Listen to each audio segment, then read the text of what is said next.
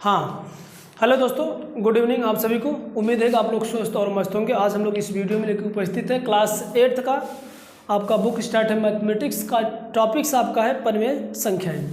इसमें हम लोग बात आज इस वाले वीडियो में करेंगे परिमेय संख्याओं के योग के प्रगुण हम लोग बात करेंगे। जैसे कल वाले हम लोग वीडियो में बात किए थे कि ये प्रगुण से क्या है, और उसमें हम लोग ऑपरेशन को डिफाइन करके बैठे थे।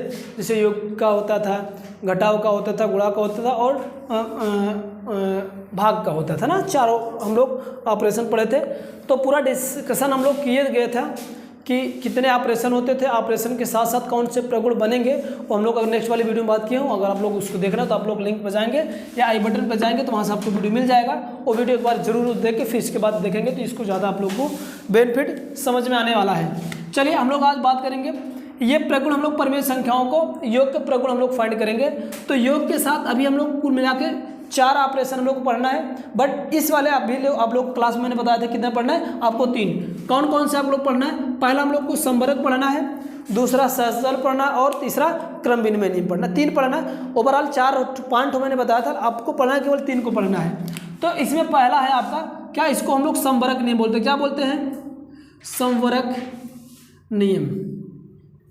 पहला जो नियम होता है संवर्ग नियम, परिमेय संख्याओं पर योग का संवर्ग नियम, परिमेय संख्याओं पर योग का संवर्ग नियम ऐसे हम लोग बोलते हैं इसको। तो इसमें हम लोग बोलेंगे क्या, क्लोजर प्रॉपर्टी,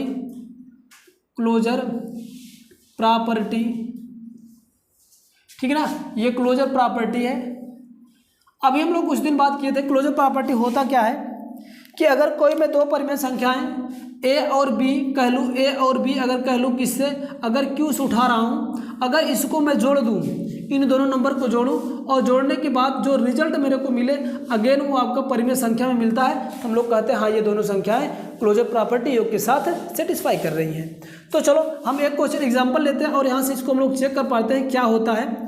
जैसे मैं कह लूँ कि मेरे पास कोई 2 परिमेय संख्याएँ हैं, एक यही ले रहा हूँ आपका 2/-15 है और दूसरा क्या है हमारे पास -9/10 है। ठीक, ये 2 नंबर्स हैं। ये दोनों नंबर क्या है मेरे को क्यू में, ये आपको क्यू किससे लिया गया है? क्यू से, परिमेय संख्या है मतलब क्यू से है। अगर ये प्रॉपर्टी हम लोग अप्लाई करें इस पर तो प्रॉपर्टी ये कहता है अगर ये भी परिमेय संख्या है और ये भी परिमेय संख्या है तो इन दोनों का जोड़ भी क्या होना चाहिए, एक ठो परिमेय संख्या आनी चाहिए। तो अगर जाकर रिजल्ट जो बनेगा तो रिजल्ट हम लोग ये कह पाते हैं किसी भी परिमेय संख्याओं को अगर जोड़ा जाता है तो पुनः मुझे क्या मिलती है, एक ठो परिमेय संख्या पुनः मिल जाती है। तो चलो इसको ऐड करते हैं। 2/-15 धन का -9/10, इसको हम लोग अगर ऐड करेंगे तो होगा क्या, अगर इसको कर पाऊँ तो ये एक माइनस है तो एक माइनस को ऐसे कर देता हूँ 15 और ये प्लस और माइनस का गुणा होगा तो माइनस हो जाएगा 9/10। अगर इन दोनों 15 और 10 का एलसीएम निकालें, 15 और 10 का निकालेंगे 30 आएगा। बट कैसे आएगा मैं एक बार करके दिखा देता हूँ। 10 और 15 दोनों नीचे वाले दोनों परिमेय संख्याओं के हर का मैंने क्या किया, एलसीएम निकालूंगा तो 2 पंजे का 10 आ जाएगा, 15 एज जाएगा।